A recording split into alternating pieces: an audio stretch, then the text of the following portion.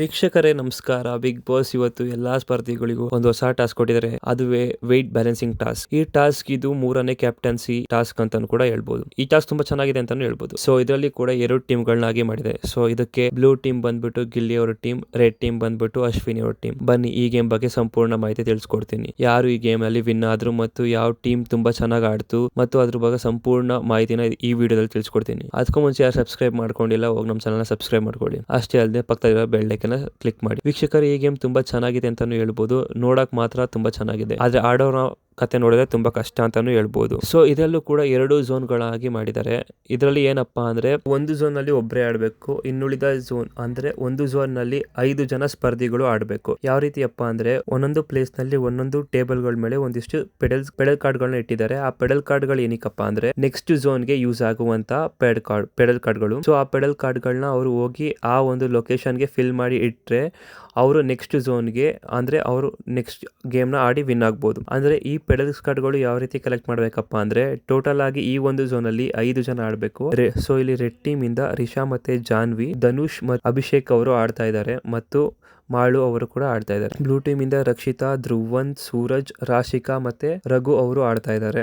So ಇಲ್ಲಿ 4 ಜನ ಸ್ಪರ್ಧಿಗಳು ಒಂದೊಂದು ಹಲಗೆನ ಇಟ್ಕೊಂಡು ವೇಟ್ ಮಾಡಬೇಕು. ಸೊ ಆ ಒಂದು ಹಲಗೆ ಮೇಲೆ ಒಬ್ಬೊಬ್ಬ ಸ್ಪರ್ಧಿಗಳು ಬಂದು ಅಂದ್ರೆ ನಡ್ಕೊ ಬಂದು ಆ ಪೆಡಲ್ಸ್ ಕಾರ್ಡ್ ಗಳನ್ನ ತಕೊಂಡು ಹೋಗಿ ಆ ಟೇಬಲ್ ಗಳ ಹತ್ರ ಇಡಬೇಕು. ಎತ್ಕೊ ಬರೋ ಟೈಮ್ ಅಲ್ಲಿ ಆ ಪೆಡಲ್ಸ್ ಕಾರ್ಡ್ ಗಳಿಂದ ಕೆಳಗ್ ಬಿದ್ವಪ್ಪ ಅಂದ್ರೆ ಅದು ಫೌಲ್ ಆಗುತ್ತೆ. ಮತ್ತೆ ಯಾವ ಲೊಕೇಶನ್ ಸ್ಟಾರ್ಟ್ ಮಾಡಿದ್ರು ಅಲ್ಲಿಂದಾನೇ ಹೋಗಿ ಸ್ಟಾರ್ಟ್ ಮಾಡಬೇಕು. ಬಟ್ ಏನಪ್ಪಾ ಅಂದ್ರೆ ಅಲ್ಲಿ ಮೇಲ್ಗಡೆ ನಿಂತು ಅಂದ್ರೆ ಆ ಟೇಬಲ್ ಮೇಲ್ಗಡೆ ನಿಂತು ಯಾರು ಆ ಪೆಡಲ್ಸ್ ಕಾರ್ಡ್ ಗಳನ್ನ ಕಲೆಕ್ಟ್ ಮಾಡ್ಕೋತಾರೋ ಆ ಒಂದಷ್ಟು ಪೆಡಲ್ಸ್ ಕಾರ್ಡ್ ಗಳನ್ನ ಆ ವ್ಯಕ್ತಿ ಮಾತ್ರನೇ ನೆಲದ ಮೇಲೆ ಕಾಡಿಡಂಗಿಲ್ಲ, ಆ ಹಲಗೆ ಮೇಲೆ ಕಾಲಿಡಬೇಕು. ಸೊ ಈ 2 ಟೀಮ್ ಗಳು ತುಂಬಾ ಚೆನ್ನಾಗಿ ಆಡ್ತಿದ್ರು. ಸೊ ಇಲ್ಲಿ ರೆಡ್ ಟೀಮ್ ನಲ್ಲಿ ಆ ಹಲಗೆಗಳ ಮೇಲೆ ನಮ್ಮ ಮಾಳು ಅವರು ಆಡ್ತಾ ಇದ್ದಾರೆ, ಬ್ಲೂ ಟೀಮ್ ನಲ್ಲಿ ನಮ್ಮ ರಕ್ಷಿತಾ ಅವರು ಆಡ್ತಿದ್ದಾರೆ. ಸೊ ಇಲ್ಲಿ ರೆಡ್ ಟೀಮ್ ತುಂಬಾ ಚೆನ್ನಾಗಿ ಆಡ್ತಿದ್ದಾರೆ ಅಂತಾನೆ ಹೇಳ್ಬೋದು, ಒಳ್ಳೆ ಪ್ಲಾನಿಂಗ್ ಇಂದ ಆಡ್ತಿದ್ದಾರೆ. ಬಟ್ ಆದ್ರೆ ಇಲ್ಲಿ ನಮ್ಮ ಬ್ಲೂ ಟೀಮ್ ಗಿಲ್ಲಿ ಅವರ ಟೀಮ್ ಅಲ್ಲಿ ತುಂಬಾ ಸಮಸ್ಯೆಗಳು ಕೂಡ ಆಗ್ತಿದಾವೆ.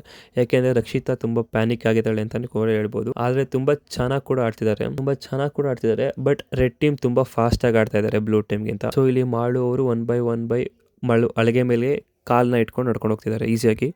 ಬಟ್ ಇಲ್ಲಿ ರೆಡ್ ಟೀಮ್ ಅವರು ಏನು ಪ್ಲಾನ್ ಮಾಡಿದಾರಪ್ಪ ಅಂದರೆ 1 by 1 ಹಲಗೆ ಇಡುವಾಗ ಅವ್ರ ತಲೆ ಮೇಲೆ ಹಾಸಿ ಹಲಗೆನ ಇಟ್ಟು ಪ್ಲಾನ್ ಮಾಡ್ತಾ ಇದ್ದಾರೆ.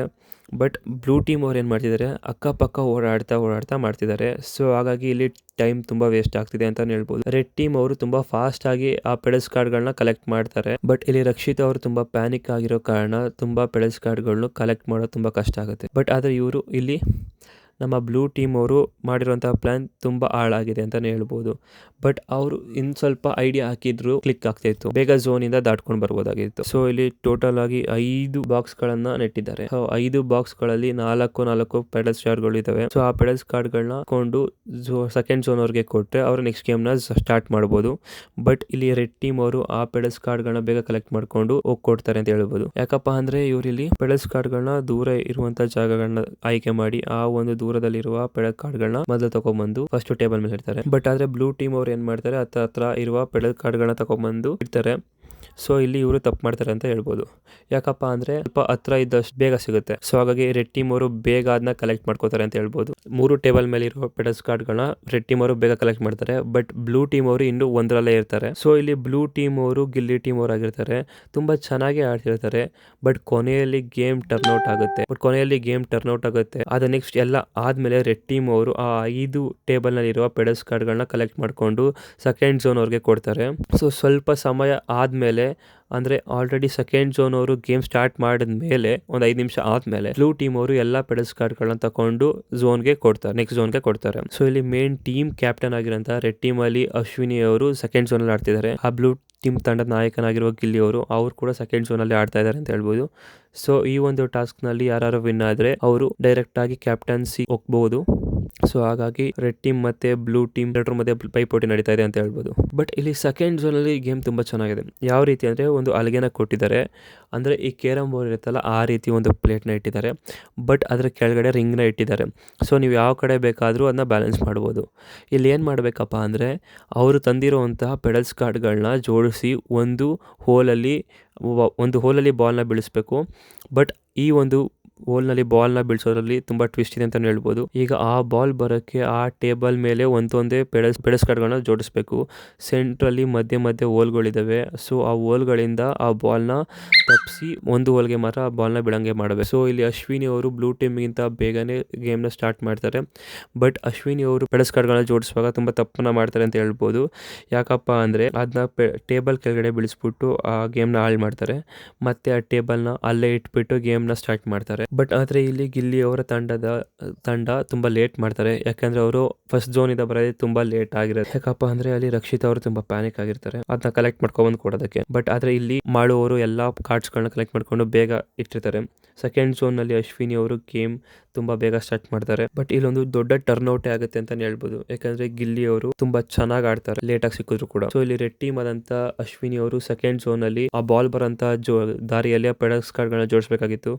ಒಂದೇ ಒಂದು ಪೆಡಸ್ ಕಾರ್ಡ್ಗಳನ್ನ ಜೋಡ್ಸೋಕ್ಕೆ ಸ್ಟಾರ್ಟ್ ಮಾಡ್ತಾರೆ. ಬಟ್ ಇಲ್ಲಿ ಗಿಲ್ಲಿ ಅವರು ಒಂದು ದೊಡ್ಡ ಪ್ಲ್ಯಾನ್ನೇ ಮಾಡ್ತಾರೆ. ಏನಪ್ಪ ಅಂದರೆ ಆ ಟೇಬಲ್ಗಳ ಮೇಲೆ ಎಲ್ಲ ಪೆಡಸ್ ಕಾರ್ಡ್ಗಳನ್ನ ಜೋಡಿಸ್ಬಿಟ್ಟು ಫಸ್ಟು ಯಾವ್ಯಾವ ಪ್ಲೇಸ್ಗೆ ಬರುತ್ತೆ ಅಂತ ನೋಡಿಕೊಂಡು ಆಮೇಲೆ 1 by 1 ಪೆಡಸ್ ಕಾರ್ಡ್ಗಳನ್ನ ಜೋಡಿಸಿ ಆ ಒಂದು ಹೋಲ್ಗೆ ಬರುವಂಥ ದಾರಿನ ಕ್ರಿಯೇಟ್ ಮಾಡ್ತಾರೆ. ಅಂದರೆ ಆ ಬಾಲ್ ಬರುವ ದಾರಿಯನ್ನು ನೀಟಾಗಿ ಕ್ರಿಯೇಟ್ ಮಾಡ್ತಾರೆ, ಜೋಡಿಸ್ತಾರೆ ಸರಿಯಾಗಿ. ಅದಾದಮೇಲೆ ಆ ಬಾಲ್ನ ಹಾಕೋಕ್ಕೆ ಶುರು ಮಾಡ್ತಾರೆ. ತುಂಬ ಸಮಯದವರೆಗೂ ಆ ಬಾಲ್ನ ಹಾಕೋಕ್ಕೆ ಟ್ರೈ ಮಾಡ್ತಾರೆ. ಯಾಕಪ್ಪ ಅಂದರೆ 1 by 1 ಬಾಲ್ ನೀಟಾಗಿ ಬರಬೇಕಾಗುತ್ತೆ. ಗಿಲ್ಲಿ ಅವರು ಬಿಡಲ್ಲ. 1 by 1 ಪೆಡಸ್ಟಾಲ್ಗಳನ್ನ ರಿಮೂವ್ ಮಾಡಿ 1 by 1 ಆ ಬಾಲ್ನ ಹಾಕೋಕ್ಕೆ ಸ್ಟಾರ್ಟ್ ಮಾಡ್ತಾರೆ. ಬಟ್ ಇನ್ನು ಅಶ್ವಿನಿ ಅವರು ಪೆಡಸ್ಟಾಲ್ ಜೋಡಿಸೋದಕ್ಕೆ ಲೇಟ್ ಮಾಡ್ತಾರೆ ಅಂತಲೇ ಹೇಳ್ಬೋದು. ಬಟ್ ಇಲ್ಲಿ ಅಶ್ವಿನಿ ಅವರು ಆಲ್ರೆಡಿ ಒಂದು ದೊಡ್ಡ ತಪ್ಪನ್ನ ಮಾಡಿರ್ತಾರೆ. ಆಲ್ರೆಡಿ ಆ ಪೆಡಸ್ ಕಾರ್ಡ್ಗಳು ಕೇರಮ್ ಟೇಬಲ್ ಇರುತ್ತಲ್ಲ ಅದನ್ನ ತುಂಬ ಕೆಳಗಡೆ ಬೀಳಿಸ್ಬಿಟ್ಟಿರ್ತಾರೆ. ಆದ್ದರಿಂದ ಆಟ ಹಾಳಾಗೋಗಿರುತ್ತೆ. ಆದರೆ ನೆಕ್ಸ್ಟ್ ಆದಮೇಲೆ ಆ ಪೆಡಸ್ಟಾಲ್ಗಳನ್ನ ಜೋಡಿಸೋದಕ್ಕೆ ಮತ್ತೆ ಲೇಟ್ ಮಾಡ್ತಾರೆ. ಆದರೆ ಇಲ್ಲಿ ಗಿಲ್ಲಿ ಅವರು ಎಲ್ಲ ಪೆಡಸ್ಟಾಲ್ಗಳನ್ನ ನೀಟಾಗಿ ಜೋಡಿಸಿ ಆ ಬಾಲ್ನ ಹಾಕೋಕ್ಕೆ ಶುರು ಮಾಡ್ತಾರೆ. ಆ ಬಾಲ್ನ ಶುರು ಮಾಡೋಕ್ಕೆ ಮೊದಲನೇ ಬಾಲು ಹಾಕ್ತಾರೆ. ಸೊ ಎರಡನೇ ಬಾಲ್ ಕೂಡ ಹಾಕ್ತಾರೆ. ಆದರೆ ಅದನ್ನ ಲೇಟಾಗಿ ಹಾಕ್ತಾರೆ. ಬಟ್ ಎರಡನೇ ಬಾಲ್ ಕೂಡ ಸಲೀಸಾಗಿ ಹಾಕ್ತಾರೆ ಅಂತಲೇ ಹೇಳ್ಬೋದು. ಅದಾದಮೇಲೆ ಮೂರನೇ ಬಾಲ್ ಕೂಡ ಸಲೀಸಾಗಿ ಹೋಗುತ್ತೆ. ಆದರೆ ಇನ್ನು ಅಶ್ವಿನಿ ಅವರು ಪೆಡಸ್ಟಾಲ್ನ ಜೋಡಿಸೋದ್ರಲ್ಲೇ ಟೈಮ್ ವೇಸ್ಟ್ ಮಾಡ್ತಿರ್ತಾರೆ. ಬಟ್ ಇಲ್ಲಿ ಒಂದು ದೊಡ್ಡ ಟ್ವಿಸ್ಟ್ ಏನಪ್ಪ ಅಂದರೆ ಪೆಡಸ್ ಕಾರ್ಡ್ಗಳನ್ನ ಕಲೆಕ್ಟ್ ಮಾಡೋದ್ರಲ್ಲಿ ರೆಡ್ ಟೀಮೇ ಬೇಗ ಕಲೆಕ್ಟ್ ಮಾಡಿತ್ತು. ಬಟ್ ಅಶ್ವಿನಿ ಅವರು ಬೇಗ ಟ್ರೈ ಮಾಡಿದ್ರೆ ಅವ್ರ ಟೀಮ್ ವಿನ್ ಆಗೋ ಚಾನ್ಸಸ್ ಎಲ್ಲ ಇತ್ತು. ಆದರೆ ಅವರು ಜೋಡಿಸೋದ್ರಲ್ಲೇ ತುಂಬ ಲೇಟ್ ಮಾಡಿಬಿಟ್ಟಿದ್ರು. ಬಟ್ ಇಲ್ಲಿ ಬ್ಲೂ ಟೀಮ್ಗೆ ಆ ಫಸ್ಟ್ ಝೋನಿಂದ ತುಂಬ ಲೇಟಾಗಿ ಕಾರ್ಡ್ಸ್ಗಳು ಬಂದಿದ್ರು ಕೂಡ ಅವರು ಬಾಲ್ ಹಾಕೋದ್ರಲ್ಲಿ ಬೇಗ ಫಾಸ್ಟಾಗಿ ಮಾಡಿ ಅವರ ಟೀಮಿಂದ ಗೆದ್ದರು. ಬಟ್ ಆ ಅಶ್ವಿನಿ ಅವರ ಮೂರ್ಖತನದಿಂದನೇ ಆ ರೆಡ್ ಟೀಮ್ ಸೋಲುತ್ತೆ ಅಂತಲೇ ಹೇಳಿದ್ರು. ಬಟ್ ಅವರು ಆ ಕಾರ್ಡ್ಗಳನ್ನ ಜೋಡಿಸೋಷ್ಟಲ್ಲೇ ಇವರು ಬ್ಲೂ ಟೀಮ್ ಅವರು ಜೋಡಿಸಿ ಆ ಗೇಮ್ನ ವಿನ್. ಬ್ಲೂ ಟೀಮ್ ತಂಡದವರಿಗೆ ಒಂದು ಕ್ಯಾಪ್ಟನ್ಸಿಗೆ ಸೆಲೆಕ್ಟ್ ಆಗುವಂಥ ಒಂದು ಚಾನ್ಸ್ ಸಿಕ್ಕಿದೆ ಅಂತಲೇ ಹೇಳ್ಬೋದು. ಬಟ್ ಆದರೆ ಈ ಒಂದು ಟಾಸ್ಕ್ನಲ್ಲಿ ಎಲ್ಲ ಸ್ಪರ್ಧಿಗಳು ತುಂಬ ಎಫರ್ಟ್ನ ಹಾಕಿ ಆಡಿರ್ತಾರೆ. ಬಟ್ ಆದರೆ ಅಶ್ವಿನಿ ಅವರು ಕೊನೆಯದಾಗಿ ಆ ಟೀಮ್ನ ಸೋಲಿಸೋದಕ್ಕೆ ಕಾರಣ ಅವರ ಕೈಯಲ್ಲಿ ಲಾಸ್ಟಲ್ಲಿ ಇತ್ತು. ಆ ಝೋನ್ನಾಗ ನೀಟಾಗಿ ಕ್ಲಿಯರ್ ಮಾಡಿದರೆ ಅವರೇ ಗೆಲ್ತಾ ಇದ್ರು. ಸೊ ಇದೀಗ ಇವತ್ತಿನ ಟಾಸ್ಕ್ನಲ್ಲಿ ಬ್ಲೂ ಟೀಮ್ ಆದಂಥ ಗಿಲ್ಲಿ ಅವರ ತಂಡ ವಿನ್ ಆಗಿದೆ ಅಂತಲೂ ಹೇಳ್ಬೋದು. ಸೊ ಅವರ ತಂಡದಲ್ಲಿ ಯಾರು ಒಬ್ಬರು ಕ್ಯಾಪ್ಟನ್ಸಿಗೆ ಹೋಗ್ಬೋದು, ಆ ಚಾನ್ಸ್ ಸಿಗುತ್ತೆ. ಇವತ್ತಿನ ಟಾಸ್ಕ್ ಅಪ್ಡೇಟ್ ಇಷ್ಟ ಆಗಿತ್ತು. ದಿನ ಟಾಸ್ಕ್ ಅಪ್ಡೇಟ್ಸ್ಗೆ ನಮ್ಮ ಚಾನಲ್ನ ಸಬ್ಸ್ಕ್ರೈಬ್ ಮಾಡ್ಕೊಳ್ಳಿ. ಇದೇ ರೀತಿ ದಿನ ಟಾಸ್ಕ್ ಅಪ್ಡೇಟ್ಸ್ ಬರ್ತಾನೆ ಇರುತ್ತೆ.